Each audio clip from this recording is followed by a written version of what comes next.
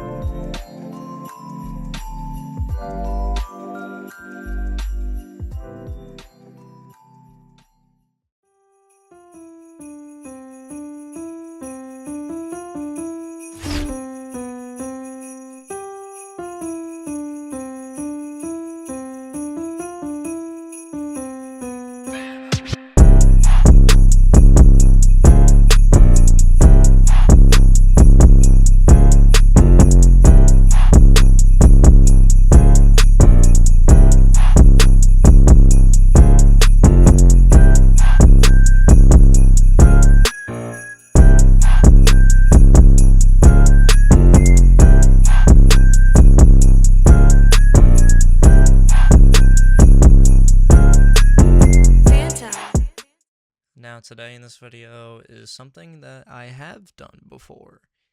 It's watching scary videos that I found on the internet. Not only that, every single story we're going to be watching is Christmas related. So it's like Christmas short horror films or animated. And if you guys want to check out all the channels that made these videos in the description below, I'm giving them all the credit because they're the ones that made the masterpiece, basically. So go check them out, subscribe to them, check out their other content. But anyways, back to the video. We are going to be watching at least over an hour of content, and I cannot wait. I haven't done a scary video I found on the internet in a minute, but I guess for 5 days before Christmas, it's doable. This is day number 4. So far I am caught up.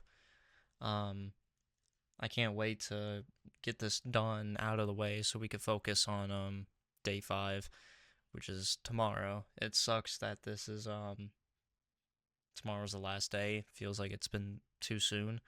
But I had a lot of fun, and I think next year it's going to be a lot better. I'm going to plan it like weeks and weeks ahead of time. There's going to be better content for next year's 5 days before Christmas. I think every episode's going to be a banger. There's a couple episodes that I'm doing this year that's sort of a banger, but I think it's going to be a good introduction to what the series is about and why it's so special. Anyways, enough jibber jabber. Let's get to the scariness. First clip of the day is Mean One. Mean One is probably like the Grinch. So we're going to be indulging in this together. So shut your mouth, sit down on your couch, turn the volume up loud, and let's get to these scary videos now. Sorry, I just had to say my line, you know, the one that everybody knows. Nobody knows. Not yet, but they will know.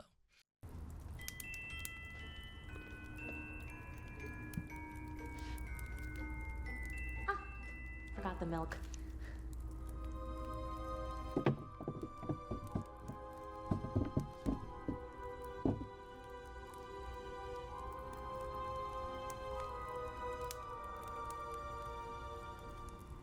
In this moment, lady, I'd probably get a gun. Oh, she brushes it off her shoulder like nothing happened. Alright. Alright.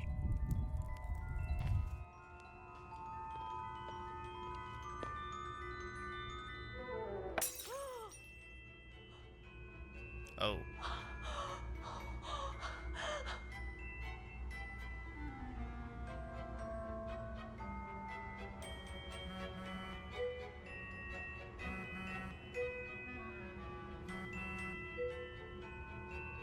Dang, dude, he's quick with it.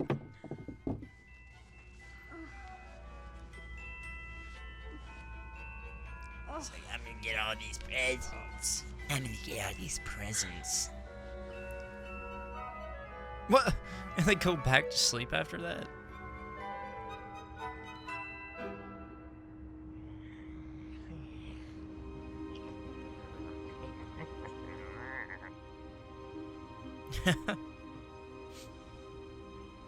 Rose making some, like, walker noises. Santa?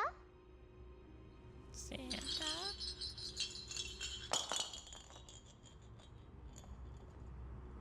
That was perfectly timed.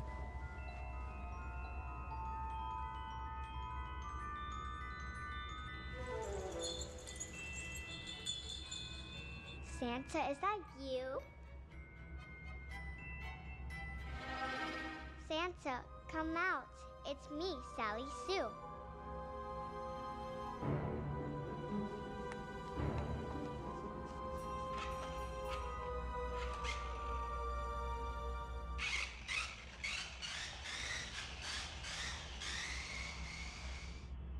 Come back.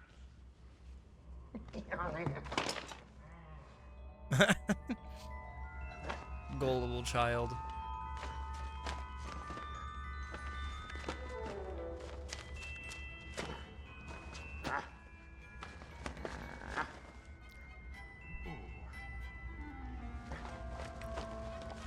Alright then.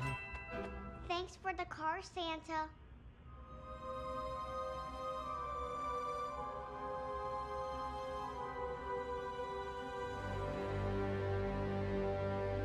You're welcome. Sally Sue. Oh, okay, then you just can ask a child. Alright, the next clip.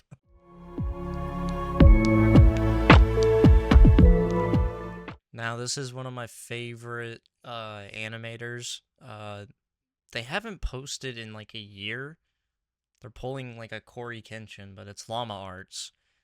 And you already know they make some bangers. I don't know if it's a he or she. I've heard it's a she, so I heard she makes some bangers. I've watched pretty much every single one of these, of her horror stories. She's a really good animator. You could tell that she cares about her work. And then the narrators that she picks out are phenomenal. But this one is called A Christmas Eve Horror Story Animated. And let's get into it.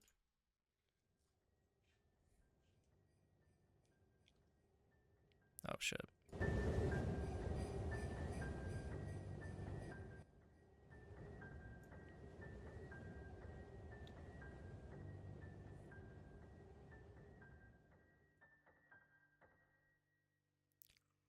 Last year on Christmas Eve, I was working late. I'm 23. I work in New York City and commute home every day on the train. Since I'm one of the younger ones in the office, I got stuck with one of the worst shifts, so I wasn't able to get home until 5 o'clock.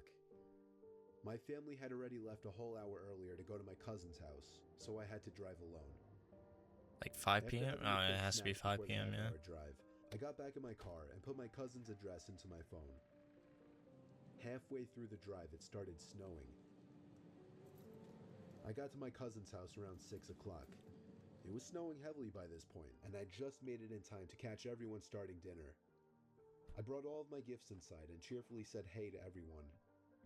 I stayed until around 11 o'clock. The rest of my family left a little sooner.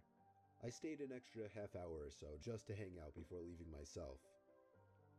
By the time I was leaving, the ground had accumulated at least 2 feet of snow, and it wasn't even done snowing. The drive home was nightmarish. The roads were hardly even plowed, and I had to drive under 20 miles per hour on most roads. The roads were completely dead at this point though, most likely because everyone was smart enough to go home before the snow accumulated. Eventually I turned onto a main road that I'm sure would usually be bustling, but at 11:15 on Christmas Eve night, there wasn't a single car or a single light from a store. It was a ghost town. But then I did notice the flashing taillights of one car. It was parked on the side of the road, and the smoke seeping out from its exhaust with the taillights giving it a red tint. As I got closer, I realized there was somebody next to the car waving their hand in the air. I assumed something was wrong and they needed help. Oh, So, heck no, leaping dude. into the I car would in my nah. I pulled up behind the car. When I opened my door, the guy approached me immediately, barely even giving me time to step out. He was an average-sized man, probably 5'10", 180 pounds. He spoke in a very demanding voice, asking me if I know anything about fixing an engine. I told him I didn't know much about cars. The guy responded very quickly to everything I said. He told me it's fine. He went inside of his car for a second, popped open his trunk, came back out and told me to just wait by the trunk for a second. I had no idea what he wanted What? me to do. I was really Why? confused. He walked over to the front of his car, and I heard him open the hood. I couldn't see anything he was doing since the trunk was blocking my view, and the loud wind of the snowstorm overpowered any small noises he might have been making. I put my hand on the back of the car and leaned my body in anticipation, when suddenly I heard 3 or 4 quick and aggressive footsteps in the snow behind me before I was pushed into the trunk. What? The man tried to close the trunk on me, but I kicked my feet up in resistance and held it up. What the f? I was able to overpower him and kick the trunk open completely. Okay, bet. Damn. As I took advantage of the few seconds I had to get out of the trunk, I took out my keys. He tried to grab me now, and I dug my house key right into his neck. He fell to his knees, and his scream echoed down the deserted street. I was in my car and halfway down the road before he could even get up from his knees. Dude. A little further down, I called 911 and reported the guy. I came back in 10 minutes to find blue and red lights illuminating the windows of the deserted stores. The police held him until the ambulance arrived for him. I watched the whole thing, and nothing ever felt better in my life. I got home safely half an hour later and told my family everything. I was still very shaken that Christmas, and this remains possibly the most horrific thing I've ever experienced. Jeez. Guys, like, be careful, man, out there. The world is not what it was 40 years ago. Literally, you could be looking at somebody and thinking they're normal, but really they're not. Just stay safe out there, guys. It's really bad. Next clip.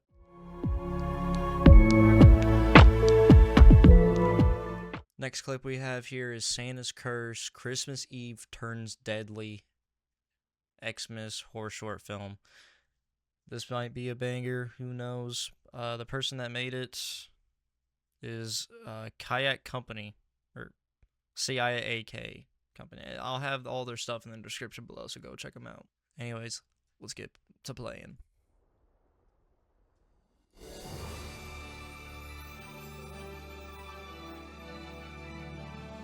Alright, banger.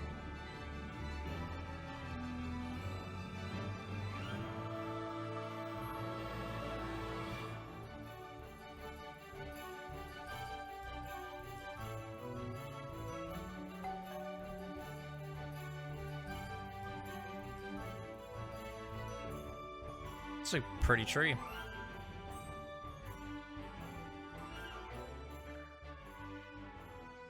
Hey, hey, hey, hey.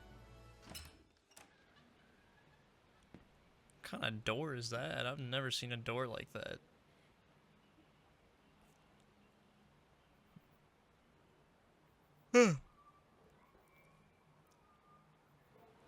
Would you get an Amazon gift?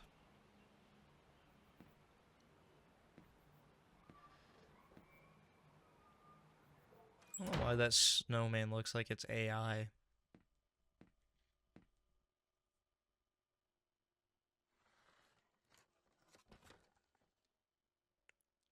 Claire. Montclair. Cold outside, need a Montclair year. You were bad this year. Oof.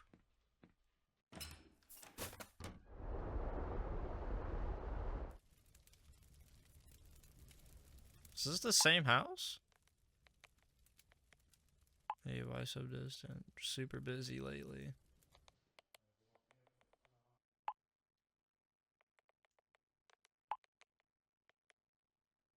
What? Wow, committing adultery. That's crazy. Poor guy, bro. Anybody that's been in this situation before, it does get better. It's not the end of the world. Holy shit. Yeah, that looks like AI right there. Man, if that's real, that makeup is actually really good. Got something for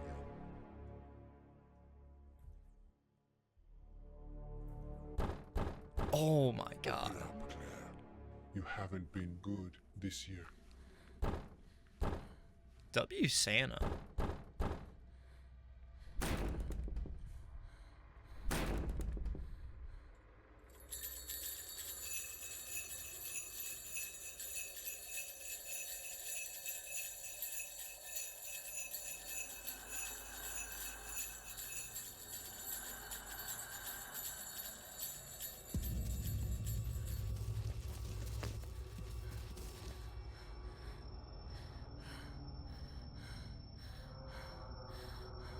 He knows when you're sleeping. He knows when you're alone. He knows if you've been bad or good, so be good for goodness sake. You better watch out. You better not cry. Better not pout. Die. Telling you why. Santa Claus is coming Who are you? to town.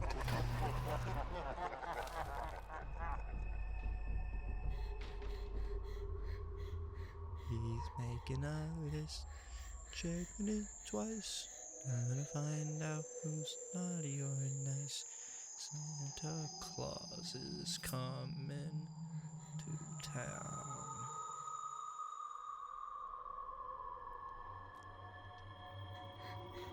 Oh, hell no. The lighting is actually really cool. Gives me Dr. Sleep vibes.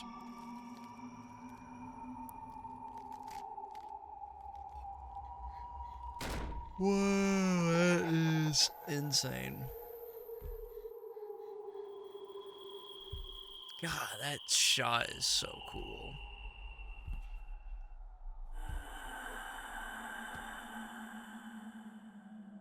Fuck that, bro. What the fuck?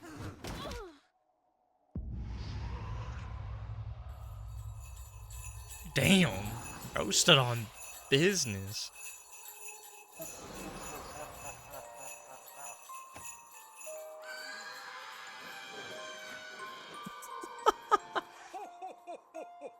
Alright. That was pretty good, dude. Wow.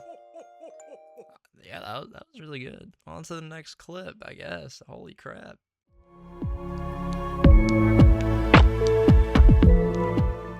Alright, guys, this is Santa, a Christmas horror story, short horror film. This is around 10 minutes long, and it looks pretty good, so let's get into it.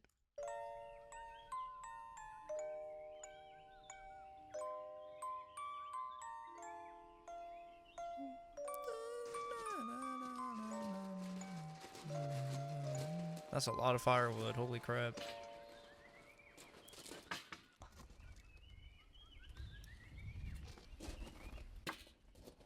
Why would you go to the one that's stacked so full? Why not go to this stack? That bothers me.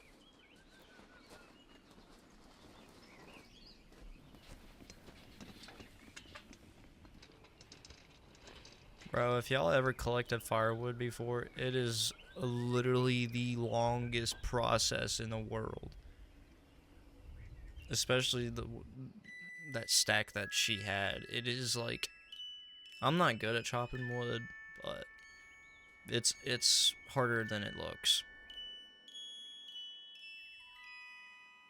It's a workout too.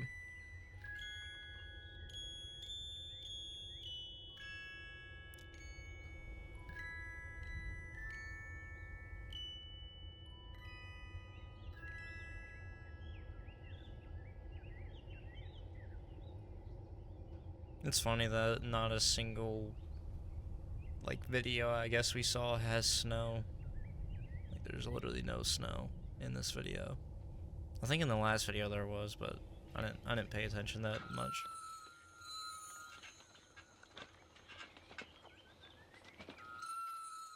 Do you know the Muffin Man? The Muffin Man? The Muffin Man! This looks like an Airbnb for some reason. I don't know why, it just does. There's this one guy I watch on YouTube. His name is like Ryan Tran or something? Ryan Charan or something. He ranks like hotels, restaurants, all that. And it's pretty cool. The fuck? Is that how you lock that door? Huh. That's cute. I don't like that. Whoa. That just gave me the chills.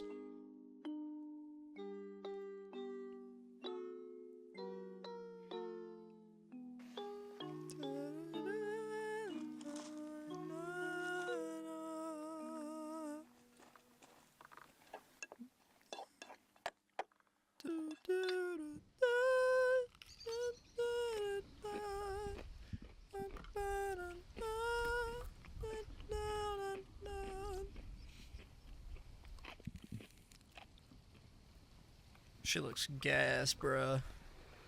I don't even know what she's eating, but it looks good.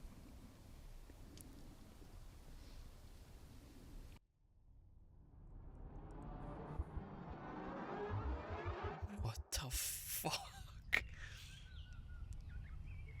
Oh my god. Looks so distorted. What the heck?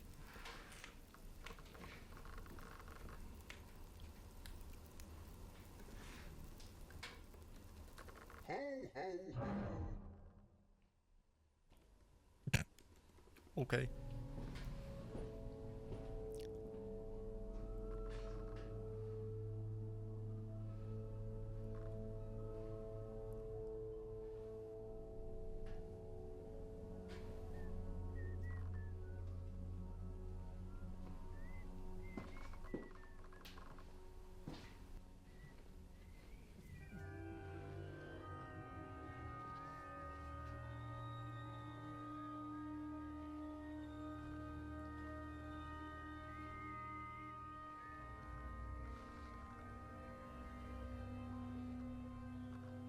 A scythe in the background.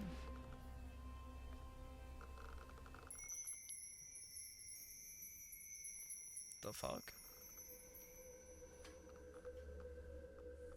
How'd you get a boo-boo?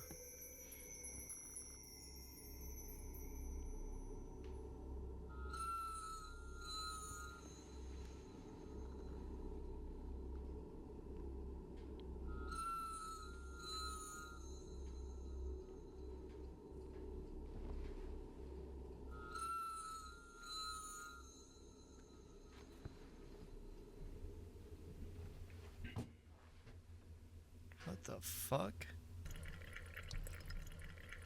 I have never seen a sink like that. It's kind of cool. This is like a nice cabin.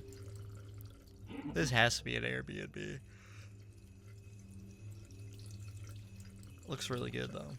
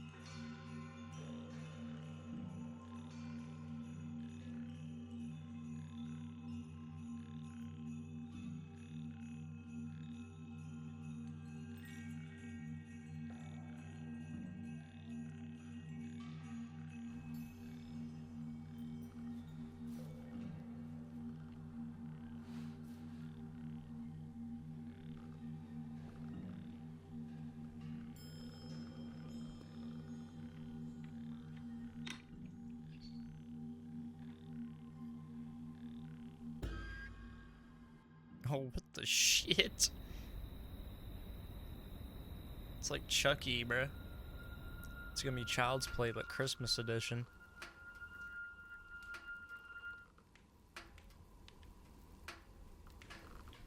Ho, ho, ho.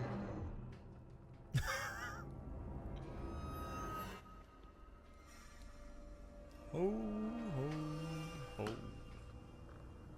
Merry Christmas.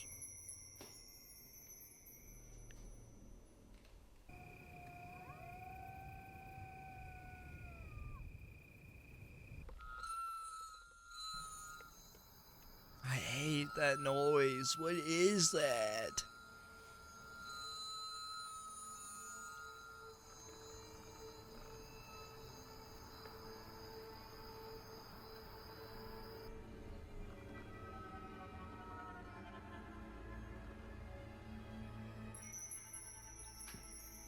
You're just gonna burn it? Alright, bet.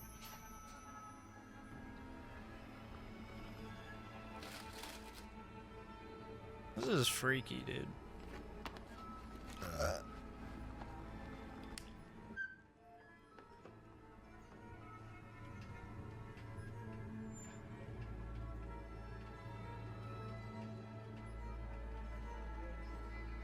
Ho, ho, ho.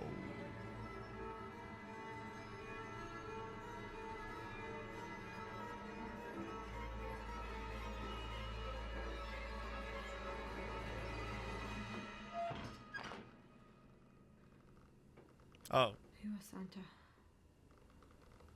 I can't do this. No. No.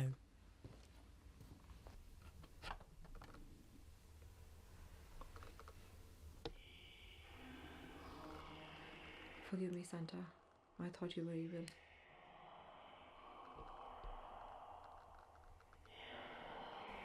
You can't be evil.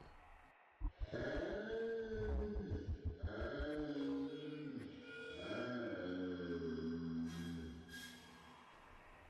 sorry.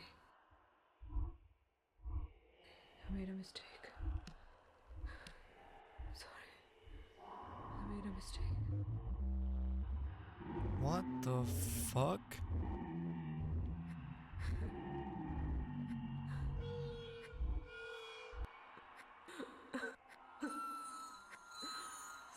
Santa.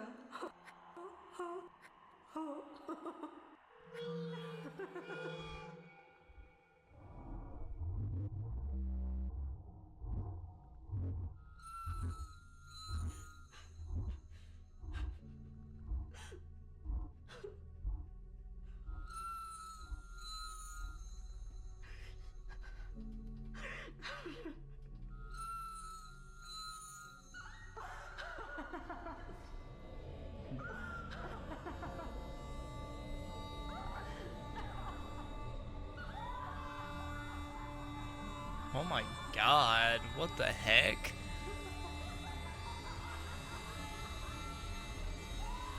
Okay then.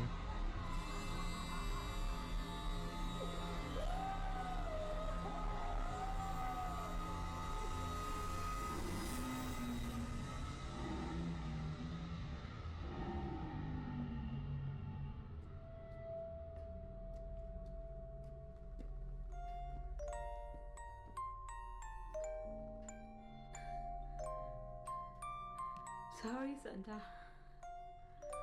I got what I deserve. Merry Christmas. Ha, ha, ha. That got really creepy at the end. That was pretty good though. Wow. Yeah, that was creepy. Wow. Next clip.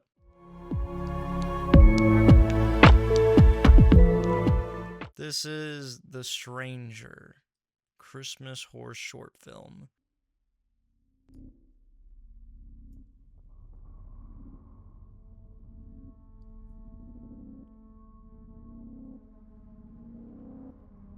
Oh, okay.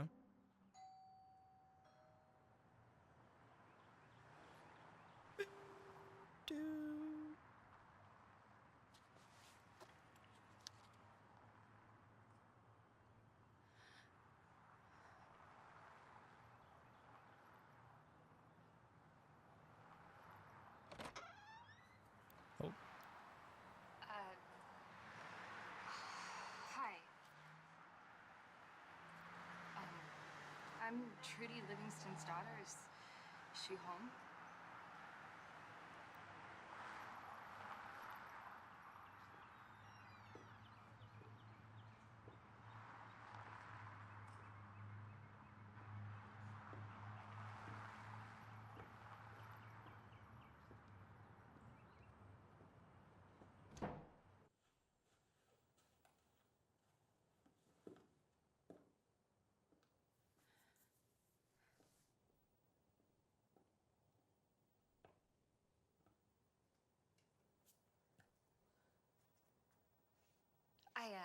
I should have called.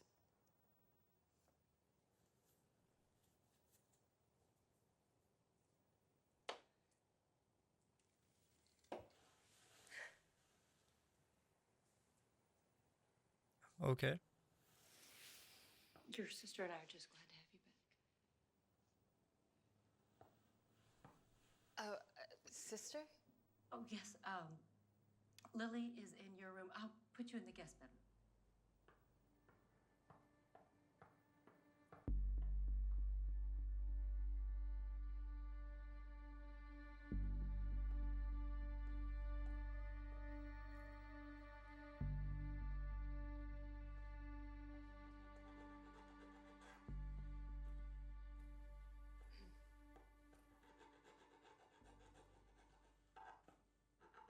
So, how do you know my mom? Cute. I know it's been a few years, but really. I'm sorry, have we met before?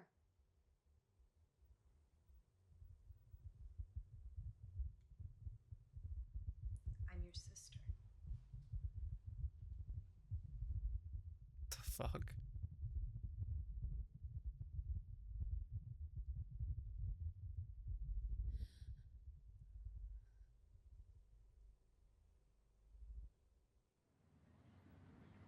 Blake? I didn't think I'd ever see you back here after everything. Okay, this is gonna sound crazy, but just bear with me. I came home to surprise my mom, and a stranger opened the door, and she says she's my sister. Aren't you an only child? Well, look here. The prodigal child has returned.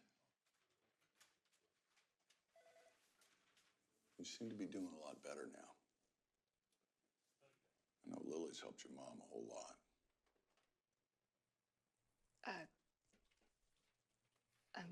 You know about Lily.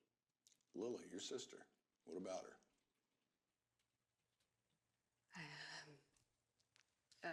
I have to go. So there's people that know and then people that don't know. That's odd. That's really odd.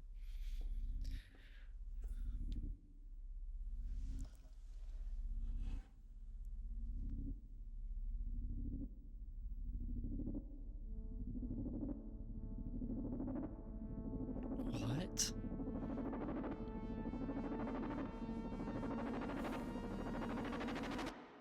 Get rid of them.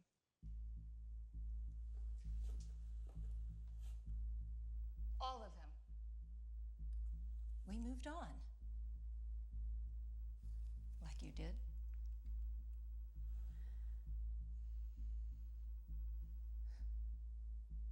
Did she tell you that?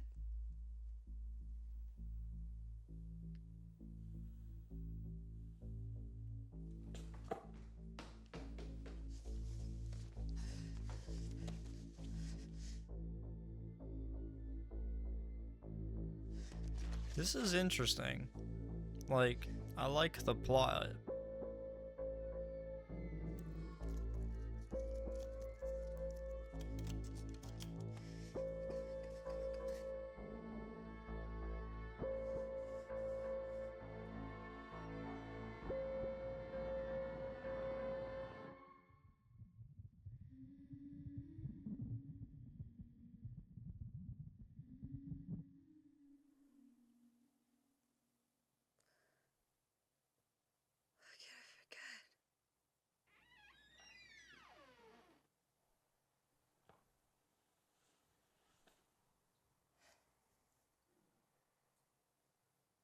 cannot do this again, Blake.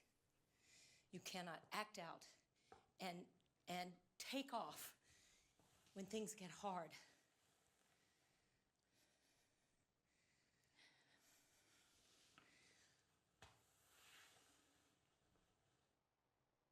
It wasn't just you who fell apart. I know. You were all I had left.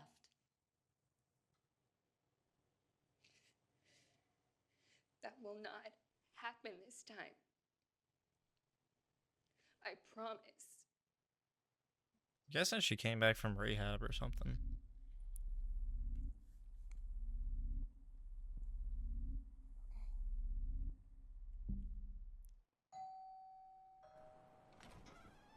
Merry Christmas. I've been waiting all year for Trudy's turkey. Where's your mom and sister? I think they're upstairs getting dressed. I will go get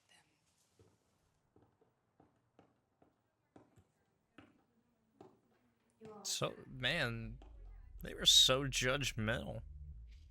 I will always have you. I am your daughter. Blake is my daughter.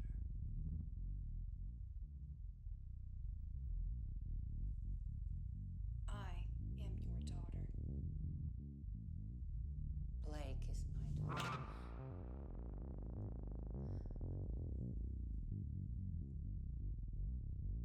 You are my daughter.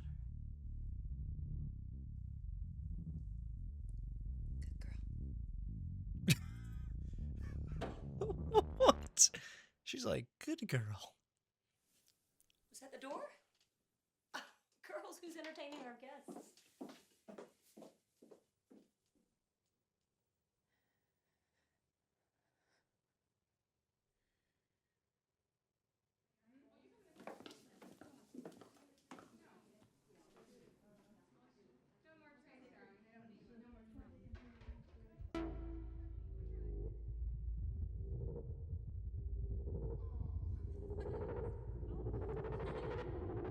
Stop it!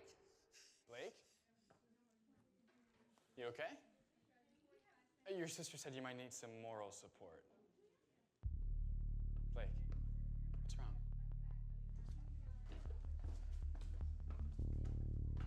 Oh god, this is gonna be bad. Who are you? Really, sister dear. This joke again. I don't have a sister. Blake, I think you should get some air. I saw you. I saw you controlling her. What's going on? She was never here. She's creating memories and tricking you into believing them.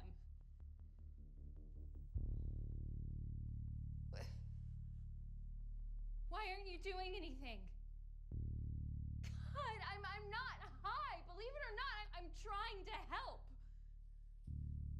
You always hated this town. Punishing us for not being as miserable as you. You left Mom alone, Blake. I tried to invite you back into this family, but you never appreciated what you had. But I did. I picked up the pieces you left behind. I helped her move on. Do you know what? She's happier without you. We're happier without you. You're not real. You're not real. No. That's enough. I had hoped that we could start over. We can start over. You and me. God, this is I'm actually sorry. good. Okay? Like, I the hurt you, acting is and I like, shouldn't have, but we can't erase what happened. that's wild. If we do, then what do we have left? Oh my, even a tear? We've never seen a tear before. That's crazy.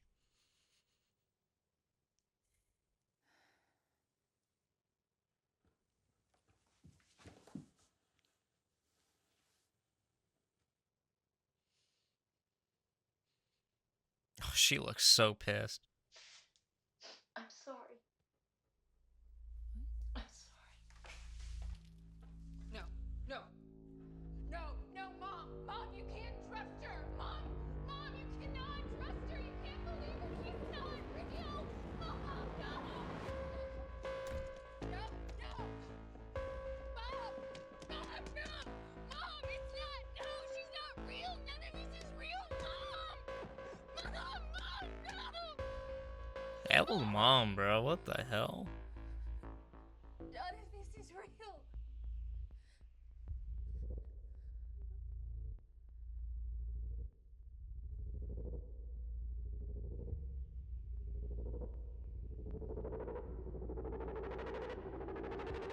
This music's crazy, by the way.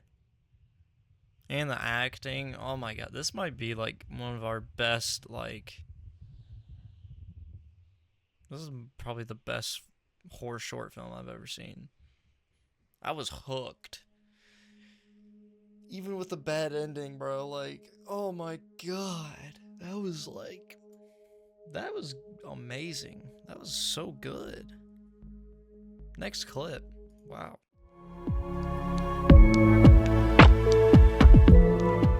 Alright guys, this one's probably gonna be the longest one. This has like 6 stories in it. But it's 6 Christmas horror stories animated. I was gonna do Horror Shorts Party, but they if you even watch a single bit of their content, they'll just like copyright strike you. But you have to email them first, and then you I guess you'll get verified or something to watch their content. And I'm not doing all that because most of their content's like kind of ass, in my opinion. Like, they can't make animated like stories worth anything. Like, they have a couple good stories, but most of them are trash. So I'm doing this guy. Hopefully it's good. Never heard of him in my life. Check the description. Doesn't say anything about a copyright thing, so I think he wants people to react to this, so that's what I'm doing. Even that, I'm still going to credit them. I'm crediting everybody that we've watched. I've done that too with scary videos I found on the internet. So there's not going to be a single person that doesn't get credited for this because they're the ones doing all the work. I'm literally just sitting here and watching it, and you guys are too. So anyways, let's get right into these stories. It was just before Christmas of 2005, 3 weeks shy of my 50th birthday. I went to the gym, rode there and back on my bicycle, and unfortunately found myself struggling a bit in a drizzle and headwind on the way home. Got home, wife leaves for the movies with her sister, and my post-workout meal consists of snacking on some leftover chicken. But right as I'm stuffing my face, I noticed this dull, unusual pain in my chest. Felt like indigestion, and since I suddenly wasn't hungry anymore, I figured that's exactly what it was. Yet within a few minutes, the pain got more intense and spread through my upper chest, and I know enough from movies and TV shows that when your left arm goes numb and you get those sharp chest pains, you're in a lot of trouble. First, I called 911. After that, I called my wife. EMTs were at my house in a few moments, and they got me on the sofa and began working on me. I began to feel very tired, like I wanted to close my eyes and sleep, but the EMT kept telling me to stay awake. I closed my eyes for what I thought was a moment. I just couldn't help it. And the next thing I know, I was on the floor, and an EMT was kneeling alongside me with the defib paddles in his hands. I had flatlined due to my heart working too fast, and I later learned was down to a 90% blockage of my artery. This happened at least 3 more times at the hospital before I was stable enough to have a cardiologist get me in an OR and insert a stent.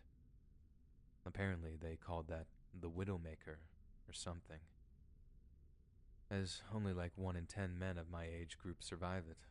So the fact that I'm still here is apparently nothing short of a miracle. Yeah, that's crazy. I spent the next 3 days lying in a hospital bed, and after I was sent home, I spent another 2 weeks recovering in my own bed, followed by almost 3 months of cardiac physical therapy. Dang. I recovered well and am a pretty healthy 64-year-old today. I take a number of maintenance meds, and I fought hard to keep my weight down and eat correctly. But I suppose what I really want to say here is that I don't recall going down before being shocked back. It's like you don't know what's happening. When I came to, it was like waking up from a deep nap. But it's the nearest to death I've ever been, and although I don't wish to get that close again, there came a sense of peacefulness that I just wasn't expecting. And ironically, that's what creeps me out the most.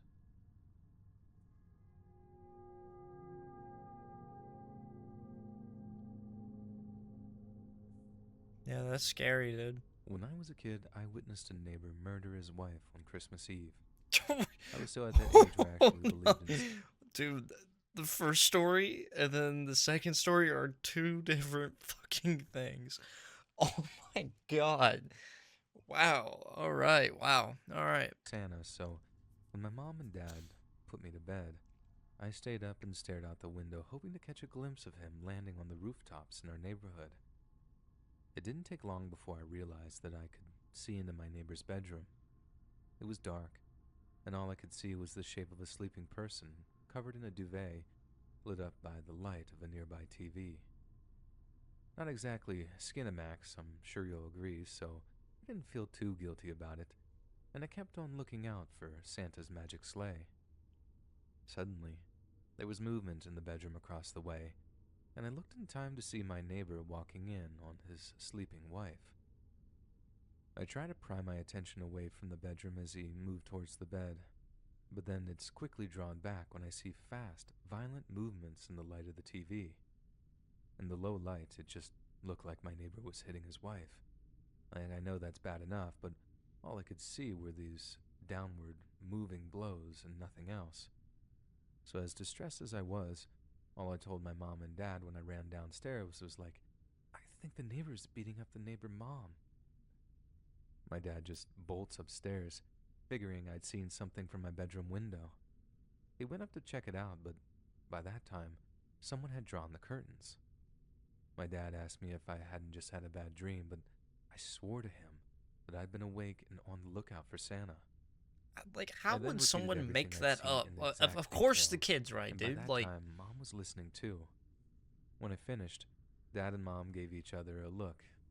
You know, one of those mom and dad concerned looks that's like an entire conversation within a silent word spoken. Then, my dad kneels down and asks me something. Buddy, are you sure that's what you saw? Because we could get in a lot of trouble if that's not true. But again, I'm not totally insistent that I saw what I saw. And I didn't find out what happened immediately after that until quite a while later. But as I was actually quite a while later, Mom and Dad were downstairs having a very tense but quiet conversation.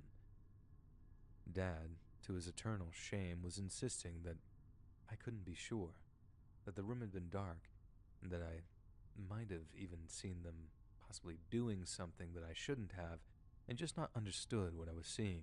Okay. Mom, they were not fucking, bro. Steadfast more like fucking killing her. Sorry attitude, and told my dad that if he didn't call the cops, she'd take me to my aunt's place because she wouldn't be celebrating Christmas next to a wife-beating neighbor. And that was that. God. Dad called the cops. He said he was praying it was some kind of mistake, but given how he could just give an anonymous tip, he figured, why not? My parents then watched from their own bedroom window, which had a view of the neighbor's driveway, as the cops pulled up outside and knocked on their door. They said it was this nail-biting moment, hoping they'd hear the sound of the neighbor's wife answering the door before being all, "Oh, good evening, officers. What seems to be the problem?" That way, they could just carry on drinking eggnog and watching Jesus Christ Superstar or whatever they had on down there. But instead of that, they watched the cops knock, then knock again, all before they apparently turned on their flashlights and began circling the home. What woke me up was hearing, "Sir, come out with your hands up," and all this other cop speak when the police finally blocked off the guy's house for the eventual standoff that would unfold.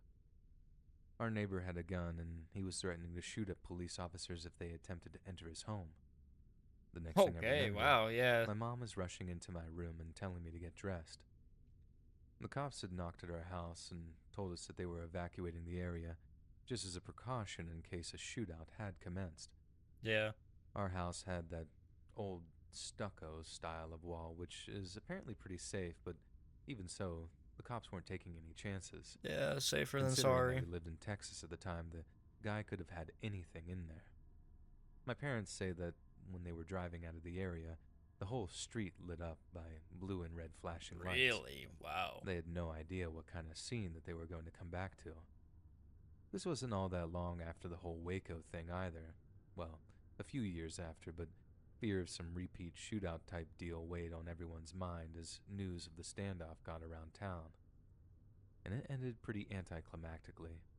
The guy actually took his own life as the police were finally busting into his house. Oh wow, what a But coward. upstairs they found the dead body of his wife, still lying in her bed, exactly where I'd seen her, stabbed more than 30 times. God! I hadn't been watching the guy hitting his wife.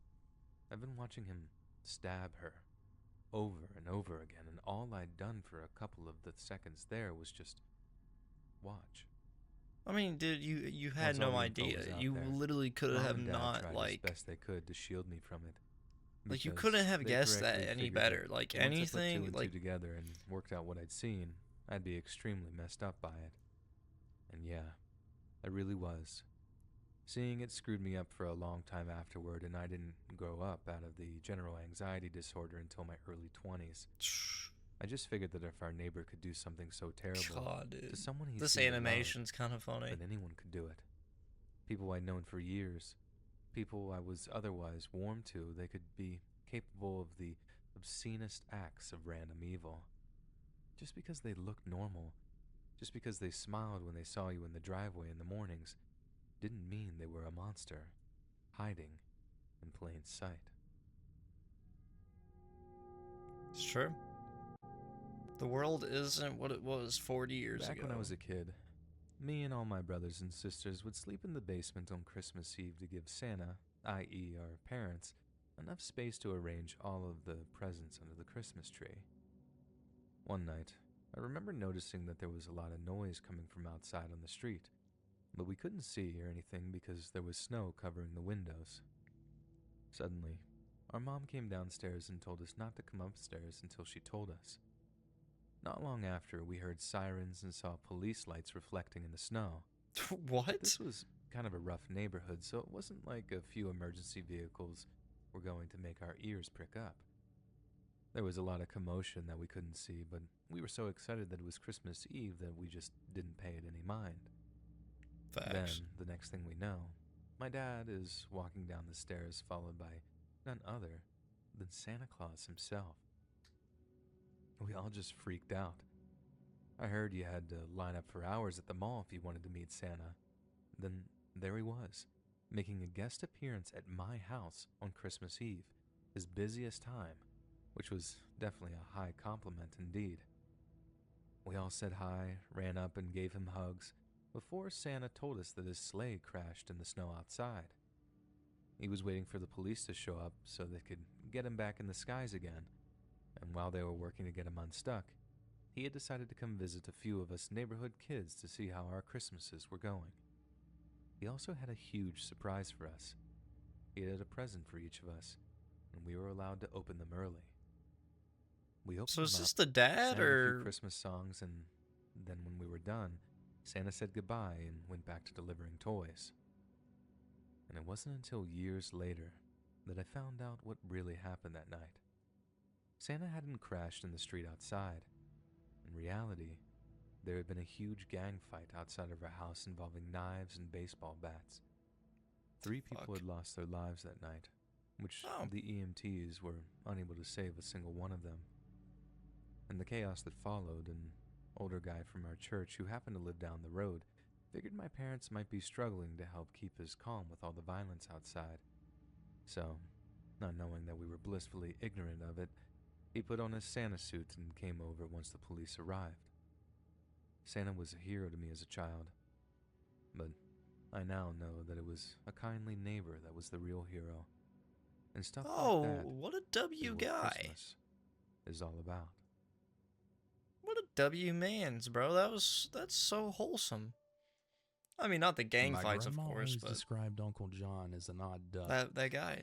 Quirky was the word That my was mom cute. used.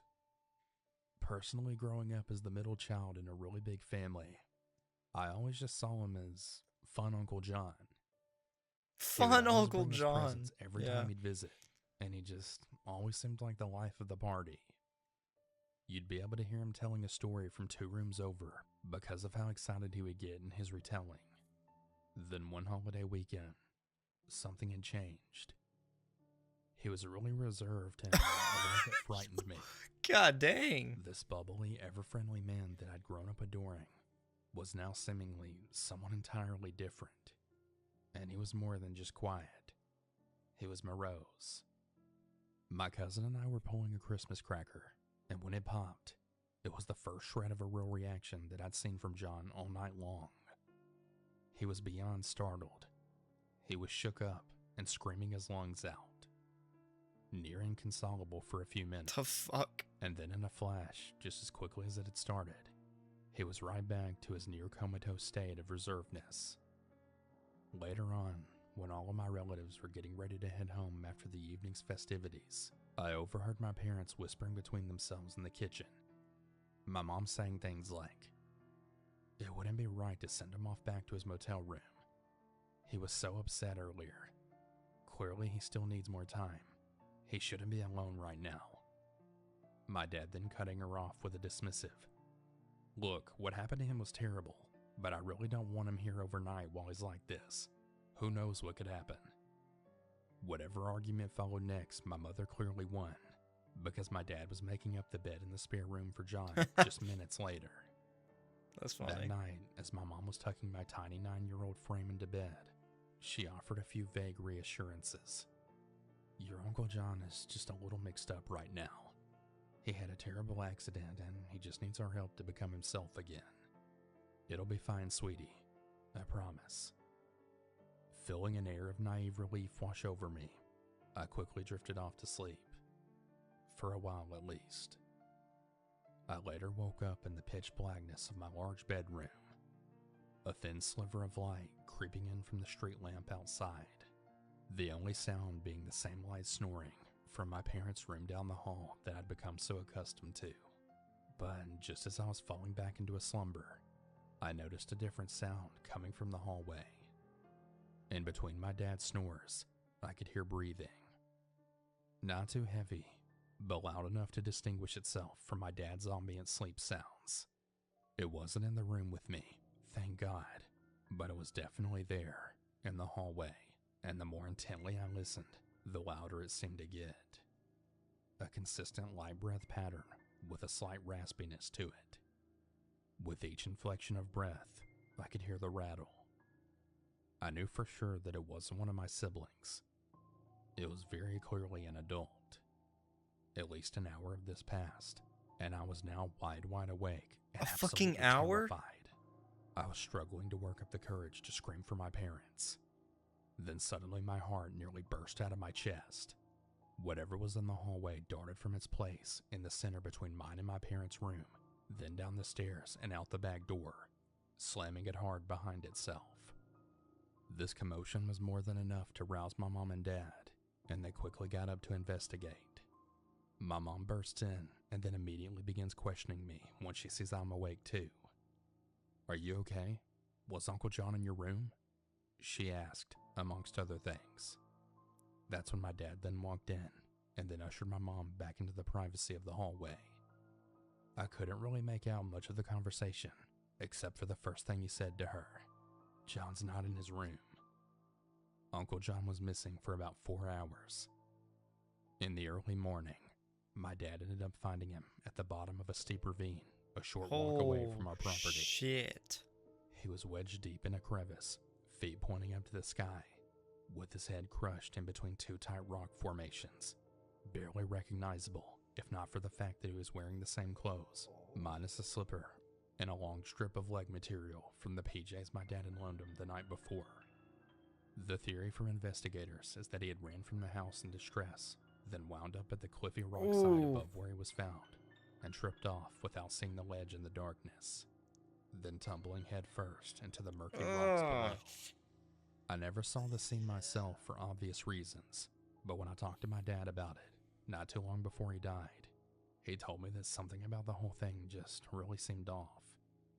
Besides the fact that it was a bloody mess, John was wedged in this crevice in a way that just really didn't seem natural at all, as in that it would have been very difficult to fall from the cliffside right into the ravine and land head first with enough accuracy to make the small gap in the rock formation, especially in the dead of night in a confused daze after having recently suffered severe head trauma from a car accident.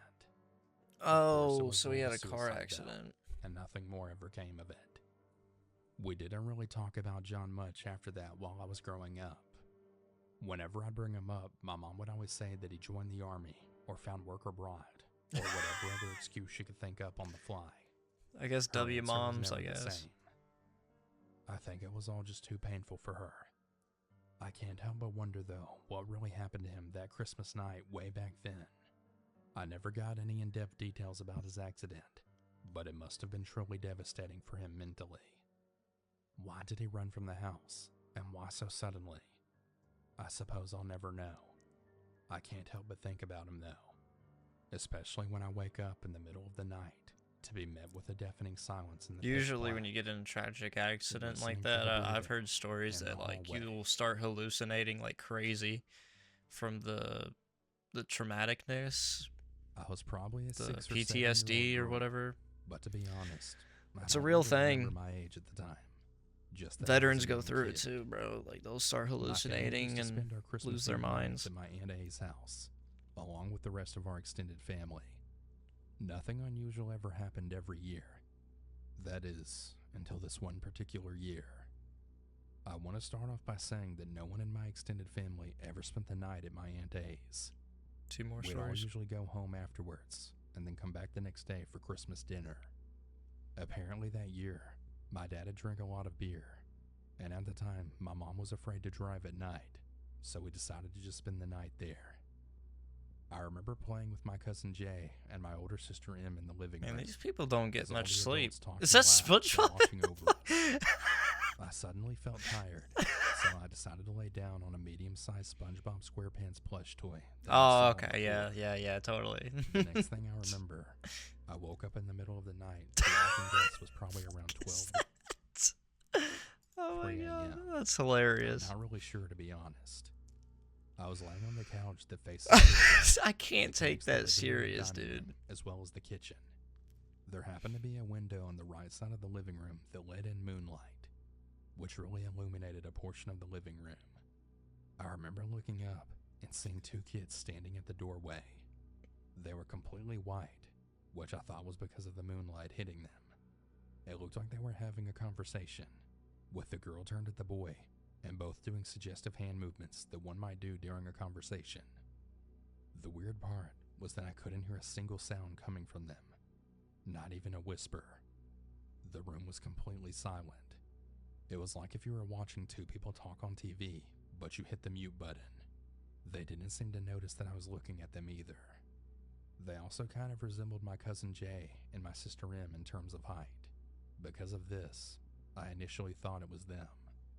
I was just about to get up and walk over to them to ask what the hell they were doing at this time of night, when suddenly, I got this really uneasy feeling that maybe I shouldn't. So I decided to wake up my mom, who was right below me sleeping on the floor. I then asked her where was Jay and my sister Em. She annoyingly replied that Jay was sleeping in his room and my sister Em was sleeping on the same couch I was sleeping in, just below my legs. I know this might sound confusing, but I was sleeping on a curved long couch, so I didn't immediately notice that my sister was sleeping on the couch with me. Fair enough. As soon as my mom told me this, my heart immediately started racing. Then, who are these kids? I thought. I know it wasn't any of my other cousins because I scanned the living room, and it was only my family sleeping here, not any aunts or uncles in sight. And remember when I said that no one spends the night at Aunt A's house? So I knew they weren't any of my cousins. They didn't even look like them. In the middle of me rambling my head, trying to deduce what the hell was going on, I looked up and saw that those kids had stopped whatever they were doing, and then started staring right in my direction. They were standing there still, just looking at me. I could literally feel their gaze. I immediately got super spooked. I guess I was too scared to even wake up my mom, because all I did was bury my head in the blanket that I was wrapped up in, just not knowing what the hell to do. I stayed like that for at least 20 minutes, just waiting. When I finally gathered the courage to peek out, I saw that they were gone. After that, my memory started to fade, so I suppose I fell asleep after that. I must have been a dumb child, because I didn't tell my mom what I saw until years later. You see, at first, I thought I may have imagined it because I was just a kid. However, when I told my mom about my experience, she seemed really spooked. She told me that my Aunt A had apparently been having really odd experiences while living in that house.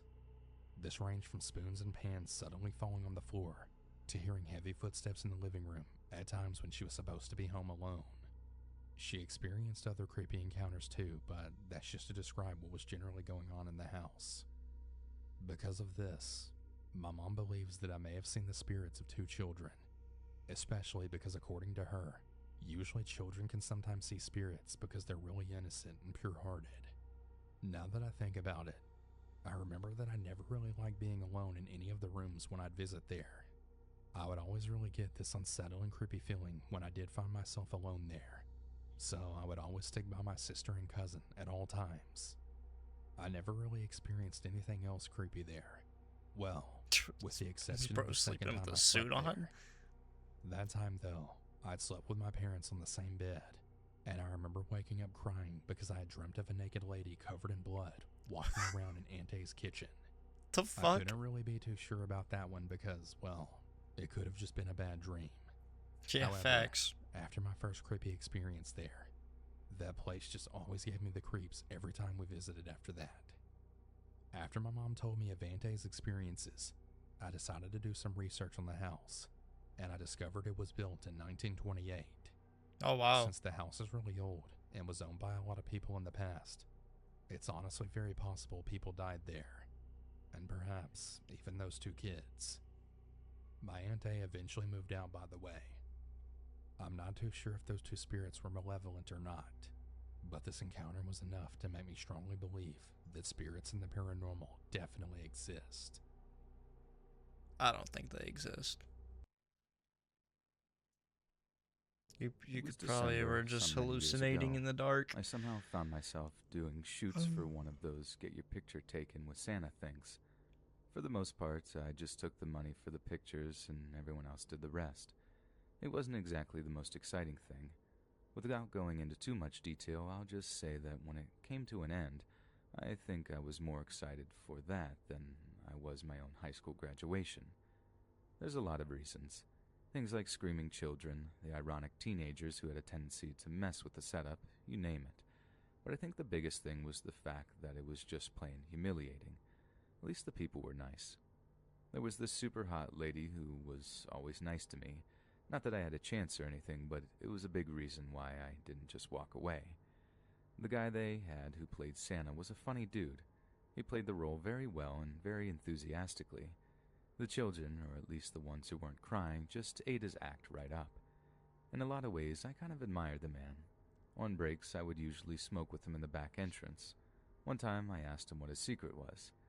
He looked me square in the eyes with this intense stare, which, mind you, he was still dressed as Santa, so it was somewhere between being hard to take serious and also hard not just to shrug off. "Drugs," he said flatly. Then he held the look just long enough to make it extremely awkward. Finally, he burst into laughter. It was hard not to laugh with him. The guy had one heck of a sense of humor. So one day, he pulls a no-call, no-show. I get in, and everyone is freaking out. Usually nobody cared all that much, as we all got to go home, but seeing as it was Christmas in a few days, this was when the profit was at its height. Messing with this was not to be taken lightly. 10 minutes into me showing up, and they decided I should take the role. I wasn't that old, however, I was pretty fat at the time. I put up an argument, but in the end, it was do it or get fired. I tried to convince myself that impressing the hot lady I mentioned earlier would make it worthwhile, but when that first kid crawled on my lap and told me that she wanted a PlayStation 2, I realized that nothing could redeem this. About 3 hours into doing this, I noticed a strange man sitting in the food court. He looked older, like his skin was leathery. He looked like he's been in a few fights, too. He was looking right at me. I'm not talking about a bypassing glance either, no. This guy was giving me the stink eye. I tried to ignore him, figuring he'd just go away after a while, but the guy just stayed right there. He wouldn't stop staring at me. I wanted to point this guy out to my coworker, thinking that they could call security, but then I started to let the possible repercussions snowball in my head. What if he realized what I did, just walked away to another location where he could attack me in, let's say, the parking lot, or maybe the backseat of my car? By this point, I knew he was here for me. Nobody does what he does unless they're in it for the long run. Break time comes and I make a brisk jog, like walk away from his sight. As I do, I see him get up and move to follow me. As soon as I hit the corner, I run for it. Realizing this goon might see me at any second, I run straight into the public bathroom to my left and hide myself in one of the stalls. Bro, what? It's about a minute before the door bursts open and the creepy dude runs into the bathroom, slightly out of breath. I hold my breath, terrified that if I didn't, the bells on the Santa suit would give me away. Thing is, it's pretty hard to hide when you're dressed like Father Christmas. You see, you got these red pants and these black boots. They're a dead giveaway, especially when you're hiding in a stall where you can see the feet underneath. The man saw it straight away and kicked the door open.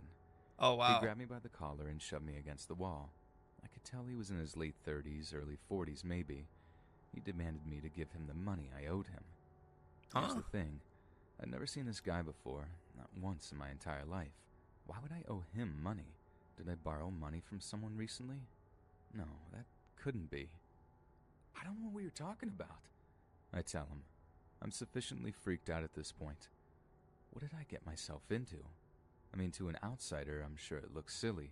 A goon intimidating a Santa in a bathroom. This guy rips my mask right off my face and throws it in the sink. Then he raises his fist to punch me.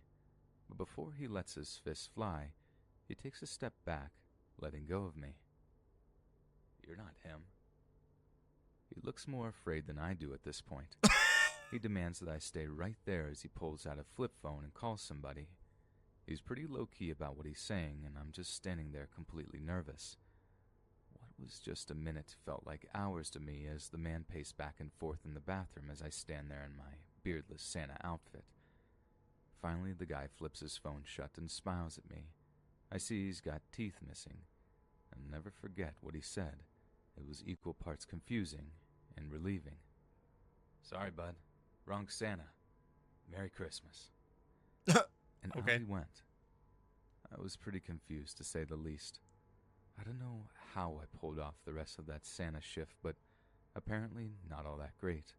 My boss kept reprimanding me for seeming too nervous and not being cheerful enough. Later that night, it all seemed to come together to me. The Santa who banged in, he was the one they were after. In the end, it all made perfect sense. Why he was so animated, why he always seemed in a good mood. The whole works. All things considered, he was very naughty, and I was almost the one who got the coal. I don't know if they ever caught up to him in the end, but if they did, I for one hope that his wallet was full. I'd hate to see what they'd do if he had nothing to give. Facts. Wow. Yeah, that's, some of these were very, very weird, like, videos, but that is it for today, guys. Anyways, guys, hope you guys enjoyed the video, and so far this series, this is day number 4. Tomorrow is actually going to be, I hope it's going to be a banger, and it's based on my skills. So I guess y'all will have to see what that is, because it's something I have never done on this channel. It's just going to be entertainment genre, and I'm terrified. But anyways, I had fun making this. I had fun watching these, like, scary little clips with you guys. Yeah, I've had a blast. Hope you guys had one too. Hope you guys like the series. I work hard to get these videos out. I'm sorry that the last one was delayed and this one's delayed too, but they're out when you're seeing this. So yeah, but anyways, guys, hope you guys enjoy the video. If you guys did, make sure to leave a like, comment, subscribe. Also, I'm on the road of hitting 1,000 subscribers by the end of the year. If we manage to hit that goal, there is a potential giveaway on the side, and yeah, please subscribe. But anyways, guys, my name's Logan, and I am signing off.